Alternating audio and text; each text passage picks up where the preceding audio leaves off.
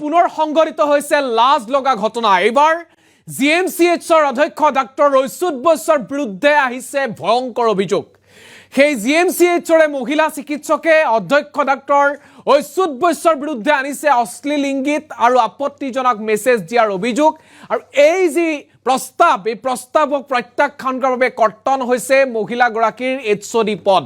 অৰ্থাৎ মুৰব্বী অধ্যাপকৰ যি পদ থাকে, মুৰব্বী বিভাগৰ যি দায়িত্ব থাকে, সেই দায়িত্ব এতিয়া হেৰুৱাব লগা হৈছে মহিলাই। মুখ্যমন্ত্ৰীলৈ পত্ৰ লিখিও সদুত্তৰ নোপোৱাৰ পিছতে এতিয়া সমগ্ৰ বিষয় আহিছে পোহৰলৈ। পুনৰ জিএমচিএইচত এক প্ৰকাৰ ভয়ংকৰ লাজ লগা ঘটনা। এই মুহূৰ্তৰ এটা উদ্বেগজনক খবৰ, গুৱাহাটী মেডিকেল কলেজত পুনৰ লাজ লগা ঘটনা সংঘটিত হৈছে। এইবাৰ জিএমচিএইচৰ খুদ অধ্যক্ষ ডাক্তৰ ঐশ্বত বৈশ্যৰ বিৰুদ্ধে মহিলা নিৰ্যাতনৰ ভয়ংকৰ অভিযোগ উত্থাপন হৈছে। জিএমচিএইচৰ মহিলা চিকিৎসকে অধ্যক্ষৰ বিৰুদ্ধে তুলিলে নিৰ্যাতনৰ অভিযোগ। জিএমচিএইচৰ গুৰুত্বপূৰ্ণ বিভাগৰ এইচঅডি আছিল মহিলাগৰাকী। অধ্যক্ষৰ বিৰুদ্ধে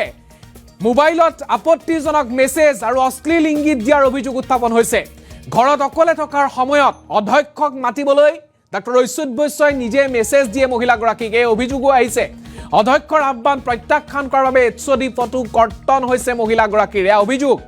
অধ্যক্ষৰ বিৰুদ্ধে মুখ্যমন্ত্ৰীলৈ, চিকিৎসা আয়ুক্তলৈ পত্ৰ লিখিছে, কিন্তু কোনো ধৰণৰ সদুত্তৰ পোৱা নাই। 9 ফেব্ৰুৱাৰীত মুখ্যমন্ত্ৰী কাৰ্যালয়লৈ পত্ৰ লিখাৰ পিছতো কোনো ধৰণৰ সদুত্তৰ পোৱা নাই। ডাক্তৰ ঐশ্বত বৈশ্য বিভিন্ন সময়ত বিতৰ্কই এক প্ৰকাৰ সাঙুৰ খাই থাকে। নৱজাতকৰ মৃত্যুৰ সময়তো ঐশ্বত বৈশ্যৰ অপসাৰণৰ দাবীত একাংশ জিএমচিএইচৰ চৌহদৰ ভিতৰত, জিএমচিএইচৰ বাহিৰে ভিতৰে সকলোৱে কৈছিল যে এইগৰাকী লোকে জিএমচিএইচৰ দৰে অধ্যক্ষ পদত থকা যোগ্য ব্যক্তি নহয়। কিন্তু এইবাৰ সেই তেখেতৰ যি প্ৰশাসনিক দায়িত্ব, সেই প্ৰশাসনিক দায়িত্বৰ লগতে ব্যক্তিগত তেখেতৰ যি জীৱন, সেই জীৱনকো এক প্ৰকাৰ কালিকা সনাই এটা অভিযোগ আহিছে, যি খবৰে এই মুহূৰ্তত জিএমচিএইচৰ ভিতৰে বাহিৰে এক প্ৰকাৰ ধুমুহাৰ সৃষ্টি কৰিছে। জিএমচিএইচত কৰ্মৰত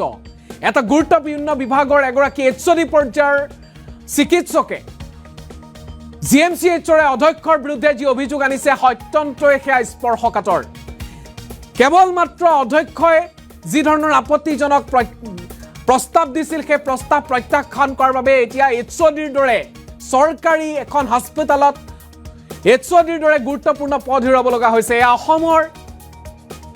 চিকিৎসা জগতৰ বাবে, অসমৰ চিকিৎসা জগত বা অসমৰ যি কালচাৰ, ৱৰ্ক কালচাৰ, তাৰ ক্ষেত্ৰত এটা বিস্ফোৰক প্ৰশ্ন উত্থাপন হ'ব পাৰে। আমি এই মুহূৰ্তত প্ৰথমেই ডাক্তৰ ঐশ্বত বৈশ্যৰ এখন আলোকচিত্ৰ দেখুৱাই ল'ম।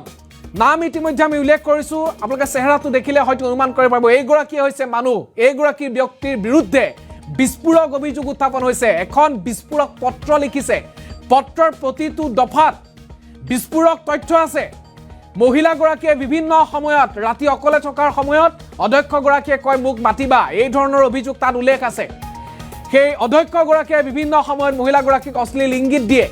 আৰু এইদৰে জিএমচিএইচত কালিকা লগাব বিচৰা হৈছে নেকি, এয়া প্ৰশ্ন উত্থাপন হৈছে। আৰু এইদৰে এই ঘটনা এতিয়া এক প্ৰকাৰ বনজুইৰ দৰে বিয়পি পৰিছে। এই খবৰে জিএমচিএইচৰ বাহিৰে ভিতৰে এক প্ৰকাৰ উত্তাল কৰি তুলিছে। কিয় অধ্যক্ষৰ দৰে গুৰুত্বপূৰ্ণ আসনত থাকি মহিলা কৰ্মচাৰী, মহিলা চিকিৎসক সুৰক্ষিত হ'ব নোৱাৰে? বিস্ফোৰক কথা। আমি এই মুহূৰ্তত সংযুক্ত হ'ম আমাৰ সতীৰ্থ সাংবাদিক হাফিজুৰ ৰহমানৰ সৈতে। সমগ্ৰ বিষয়ক লৈ ইতিমধ্যে বিভিন্ন তথ্য লাভ কৰিছে আমাৰ সতীৰ্থ সাংবাদিক হাফিজুৰে। আমি এই মুহূৰ্তত অসম লাইভ 24 এই খবৰ ইতিমধ্যে ব্ৰেক কৰিছোঁ, যি খবৰে এই মুহূৰ্তত অসমৰ এখন গুৰুত্বপূৰ্ণ চিকিৎসালয়, চৰকাৰী চিকিৎসালয়ত এই ধৰণৰ লাজ লগা ঘটনা কোনো কাৰণতে হয়তো গ্ৰহণযোগ্য হ'ব নোৱাৰে।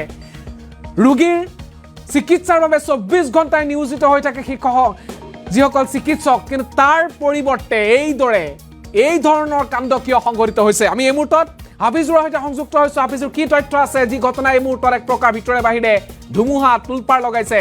ডাক্তৰ ঐশ্বত বৈশ্য বিভিন্ন সময়ত বিতৰ্ক হয়, সেইগৰাকীৰ বিৰুদ্ধে এইবাৰ নাৰী নিৰ্যাতন, মানসিক শাৰীৰিক নিৰ্যাতনৰ অভিযোগ উত্থাপন হৈছে। কি ক'ব হাফিজুৰ? যিহেতুকে এক চাঞ্চল্যকৰ তথা এটা উদ্বেগজনক অতি লাজ লগা ঘটনা সংঘটিত হৈছে গুৱাহাটী তথা ৰাজ্যৰ এখন আগশাৰীৰ যি চিকিৎসা মহাবিদ্যালয় হাস্পতালৰ দৰে এটা প্ৰতিষ্ঠানত এগৰাকী মুৰব্বীয়ে যি ধৰণৰ এগৰাকী সহ চিকিৎসকক যি মানসিক নিৰ্যাতন তথা অশ্লীল ইংগিত দিয়াৰ এটা ঘটনা পোহৰলৈ আহিছে আৰু এই ঘটনাটো এতিয়াৰ নহয় আচলতে বিগত বৰ্ষৰ অৰ্থাৎ 2025 বৰ্ষৰ পৰাই এই যিগৰাকী সহ চিকিৎসক আছিলে সহ চিকিৎসক গৰাকী অচ্যুত বৈশ্যই বিভিন্ন ধৰণৰ অশ্লীল ইংগিত হোৱাটছআপ মেছেজ দিয়াৰ এক গুৰুতৰ অভিযোগ উত্থাপন হৈছে আৰু আমাৰ হাতত আমি অসম লাইভ 24 ইতিমধ্যে এই খবৰটো প্ৰথমবাৰৰ বাবে পোহৰলৈ আনিলো আৰু আমি ইতিমধ্যে বাতৰি সম্প্ৰচাৰ কৰিছো এই ঘটনাৰ সন্দৰ্ভত আৰু যদি চোৱা যায় তেনেহ'লে দেখিব যে বিগত সময়ছোৱাত এইগৰাকী অচ্যুত বৈশ্যৰ যি ক্ষমতাশালীৰ কথাবোৰ বাৰে বাৰে পোহৰলৈ আহিছিল কাৰণ তেওঁ বিভিন্ন সময়ত বিতৰ্কৰ অৱতত থাকিছিল সেয়া লাগিলে সাধাৰণ ৰোগীৰ অভিভাৱকসকলৰ ক্ষেত্ৰতেই হওক বা সাংবাদিকসকলৰ ক্ষেত্ৰতেই হওক বিভিন্ন সময়ত তেওঁৰ একাংশ ৰাজনৈতিক নেতাৰ সৈতে থকা সুসম্পৰ্কৰ বাবে বিভিন্ন সময়ত তেওঁ সকলো কথা অস্বীকাৰ কৰি তেওঁ নিজে মতালি চলাই অহাৰ গুৰুতৰ অভিযোগ উত্থাপিত হৈ আছিল আৰু সেই অভিযোগসমূহ খণ্ডন কৰিবৰ বাবে বিভিন্ন সময়ত তেওঁৰ ওচৰ চপাৰ পাছতো সাংবাদিককো দুৰ্ব্যৱহাৰ কৰাৰ ঘটনা পোহৰলৈ আহিছিলে কিন্তু সেইগৰাকী অচ্যুত বৈশ্যৰ বিৰুদ্ধে এইবাৰ এগৰাকী সহ চিকিৎসকে ভয়ংকৰ কেতবোৰ অভিযোগ উত্থাপন কৰিছে আমি পৃষ্ঠা যিখন ইতিমধ্যে অভিযোগ দিয়া হৈছে সেই অভিযোগ পত্ৰখন যোৱা 9 ফেব্ৰুৱাৰী অৰ্থাৎ চলিত মাহৰ 9 ফেব্ৰুৱাৰীত মুখ্যমন্ত্ৰীৰ কাৰ্যালয়ত সেই পত্ৰখন অভিযোগৰ পত্ৰখন দাখিল কৰা হৈছে কিন্তু অতি গুৰুত্বপূৰ্ণ কথাটো হ'ল যে প্ৰায় আজি 5টাকৈ দিন উকলি গ'ল এই মুহূৰ্তলৈকে কোনো ধৰণৰ এক ব্যৱস্থা গ্ৰহণ কৰা হোৱা নাই অচ্যুত বৈশ্যৰ বিৰুদ্ধে এক ভয়ংকৰ অভিযোগ উত্থাপন কৰিছিল সেই নিৰ্যাতিত সহ চিকিৎসক গৰাকীয়ে তাত উল্লেখ কৰিছিল যেতিয়া এইচঅডি এটা বিভাগৰ জিএমচিএইচৰ এটা গুৰুত্বপূৰ্ণ বিভাগৰ সেই মহিলাগৰাকীক স্বাস্থ্য যি স্বাস্থ্য আয়ুক্তৰ তৰফৰ পৰা বা ডিএমইৰ তৰফৰ পৰা তেওঁক সেই জিএমচিএইচত এটা গুৰুত্বপূৰ্ণ বিভাগৰ এইচঅডি হিচাপে তেওঁক নিৰ্বাচিত কৰা হৈছিল বা তেওঁক নিয়োগ কৰা হৈছিল কিন্তু সেই পদটোৰ বিনিময়ত অচ্যুত বৈশ্যই মহিলা চিকিৎসক গৰাকীৰ পৰা সুবিধা আদায়ৰ বাবে তেওঁ অহৰহ চেষ্টা চলাইছিল মহিলাগৰাকীৰ স্বামীহাৰা আছিল আৰু মহিলা চিকিৎসক গৰাকীক বাৰে বাৰে অচ্যুত বৈশ্যই হোৱাটছআপ মেছেজ কৰিছিলে ফোন কৰিছিলে আনকি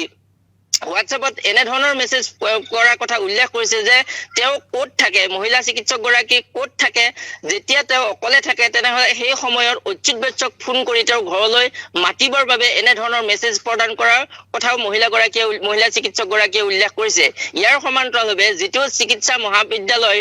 যিটো অট্টালিকা আছে পাহাৰৰ ওপৰৰ সেই অট্টালিকাটোৰ এটা কোঠালৈ নিশাৰ ভাগত মহিলাগৰাকীক মাতি পঠিয়াইছিলে অচ্যুত বৈশ্যই এই ধৰণৰ কেইবাটাও বিস্ফোৰক অভিযোগেৰে সেই পত্ৰ প্ৰেৰণ কৰা হৈছিল আৰু প্ৰথমতে এই পত্ৰখন প্ৰেৰণ কৰিছিলে যি মেডিকেল অৰ্থাৎ ডিএমই বিভাগলৈ পত্ৰ প্ৰেৰণ কৰিছিলে তাৰ সমান্তৰালভাৱে কমিশনাৰলৈকে স্বাস্থ্য বিভাগৰ কমিশনাৰলৈকে পত্ৰ প্ৰেৰণ কৰিছিল কিন্তু দুৰ্ভাগ্যবশতঃ এই দুয়োগৰাকী শীৰ্ষ বিষয়াই তেওঁলোকে অচ্যুত বৈশ্যৰ বিৰুদ্ধে কোনো ধৰণৰ ব্যৱস্থা গ্ৰহণ কৰিব নোৱাৰিলে বৰং এই মহিলা চিকিৎসক গৰাকীক মুখ্যমন্ত্ৰীৰ হস্তক্ষেপ বিচাৰি আবেদন কৰিবৰ কাৰণে অনুৰোধ জনালে আৰু সেই অনুসৰি 9 ফেব্ৰুৱাৰীত মহিলা চিকিৎসক গৰাকীয়ে মুখ্যমন্ত্ৰীৰ কাৰ্যালয়ত এই পত্ৰখন বা এই যি অভিযোগনামাখন দাখিল কৰিছে কিন্তু এই মুহূৰ্তলৈকে এই অভিযোগনামাখন সন্দৰ্ভত কোনো ধৰণৰ বিহিত ব্যৱস্থা বা এটা যি উচ্চস্তৰীয় এটা কমিটি গঠন কৰি তদন্তৰ নিৰ্দেশ প্ৰদান কৰা এই মুহূৰ্তলৈকে পোহৰলৈ অহা নাই কিন্তু ভয়ংকৰ কথাটো হৈছে যে গুৱাহাটী চিকিৎসা মহাবিদ্যালয়ৰ দৰে এটা প্ৰতিষ্ঠানৰ শীৰ্ষ প্ৰতিষ্ঠানৰ এগৰাকী যিগৰাকী মুৰব্বী হৈছে অচ্যুত বৈশ্য আৰু এই অচ্যুত বৈশ্যৰ বিৰুদ্ধে এইবাৰ এনেধৰণৰ সহ চিকিৎসকক যি নিৰ্যাতন বা অশ্লীল মেছেজ দিয়াৰ দৰে গুৰুত্ব অভিযোগ উত্থাপন হৈছে এতিয়া অভিযোগসমূহ যিহেতুকে প্ৰায় আজি 6টা দিন উকলি যোৱাৰ পাছতো কোনো ধৰণৰ ব্যৱস্থা গ্ৰহণ নকৰাত সকলোতে তীব্ৰ প্ৰতিক্ৰিয়াৰ সৃষ্টি হৈছে আৰু আমি ইতিমধ্যে প্ৰথমবাৰৰ বাবে অসম লাইভে এই বাতৰিটো সম্প্ৰচাৰ কৰিছে ইয়াৰ পৰৱৰ্তী পৰ্যায়ত বিভাগীয়ভাৱে কি ধৰণৰ ব্যৱস্থা গ্ৰহণ কৰা হয় সেয়া লক্ষণীয় হ'ব কিন্তু ডাঙৰ কথাটো হৈছে অচ্যুত বৈশ্য যথেষ্ট বিতৰ্কিত মানুহ তেওঁৰ বিৰুদ্ধে বিভিন্ন সময়ত বিতৰ্কৰ সূত্ৰপাত হয় তেওঁক লৈ সাংবাদিককে ধৰি যি ৰোগীৰ অভিভাৱককো বিভিন্ন সময়ত তেওঁ বিভিন্ন ধৰণে দাবী ধমকি দি থকাৰ অভিযোগ উত্থাপিত হৈ আহিছিলে কিন্তু সেইগৰাকী অচ্যুত বৈশ্য কৰবাত নহয় কৰবাত তেওঁৰ ক্ষমতাশালী অৰ্থাৎ তেওঁৰ যি হাত দীঘলৰ বাবে কৰবাত নহয় কৰবাত তেওঁ হাৰি গৈছিলে কিন্তু এইবাৰ যেহেতুকে সহ চিকিৎসকক যি ধৰণৰ নিৰ্যাতনৰ অভিযোগ উত্থাপিত হৈছে এই অভিযোগ সন্দৰ্ভত আগন্তুক সময়ত বিভাগীয়ভাৱে কিবা ব্যৱস্থা গ্ৰহণ হ'ব নে নহয় অচ্যুত বৈশ্যৰ বিৰুদ্ধে সেয়া কিন্তু লক্ষণীয় হ'ব নিশ্চয়কৈ হাফিজুৰ আপুনি বহুকেইটা বিস্ফোৰক তথ্য উল্লেখ কৰিলে এখন অসমৰ আটাইতকৈ ঐতিহ্যমণ্ডিত বা অসমৰ এখন সন্মানীয় শিক্ষানুষ্ঠান লগতে GMCHৰ যি চিকিৎসা খণ্ড সেই চিকিৎসা খণ্ড কলেজখনৰ প্ৰিন্সিপাল বা অধ্যক্ষৰ দৰে গুৰুত্বপূৰ্ণ দায়িত্বত থাকি এইদৰে এটা নিলাজ লগা আৰু মহিলা নিৰ্যাতনৰ বিস্ফোৰক অভিযোগ উত্থাপন হোৱাৰ পিছত মুখ্যমন্ত্ৰী কাৰ্যালয়ৰ তৎপৰতাত বা মুখ্যমন্ত্ৰী কাৰ্যালয়ৰ হস্তক্ষেপত কি ধৰণৰ ব্যৱস্থা গ্ৰহণ কৰা হয় আমি হাত দীঘল বুলি ইতিমধ্যে উল্লেখ কৰা সেইগৰাকী অচ্যুত বসুৰ বিৰুদ্ধে কিয় হ'ব লক্ষণীয় প্ৰতিটো সময়ত প্ৰতিটো তথ্য অসম লাইভ 24 পোহৰলৈ আনিব আজি প্ৰথমবাৰৰ বাবে অসম লাইভ 24 এই খবৰ ৰাজহুৱা কৰিছে আৰু ইয়াৰ পিছত এইগৰাকী বিতৰ্কিত ডাক্তৰ অচ্যুত বসুৰ বিৰুদ্ধে কি ধৰণৰ ব্যৱস্থা গ্ৰহণ কৰা হয় কিয় হ'ব লক্ষণীয় নে হাত দীঘল হোৱাৰ বাবে অচ্যুত বসুৱে পুনৰ এই ঘটনাৰ পৰা সাৰি পুনৰ অধ্যক্ষৰ পদত থাকি যায় কিয় হ'ব লক্ষণীয় আমি প্ৰতিটো বাতৰি প্ৰতি সময়ত জনোৱাৰ চেষ্টা কৰিম অসম লাইভ 24 এই ক্ষেত্ৰত প্ৰতিনিয়ত চেষ্টা কৰিব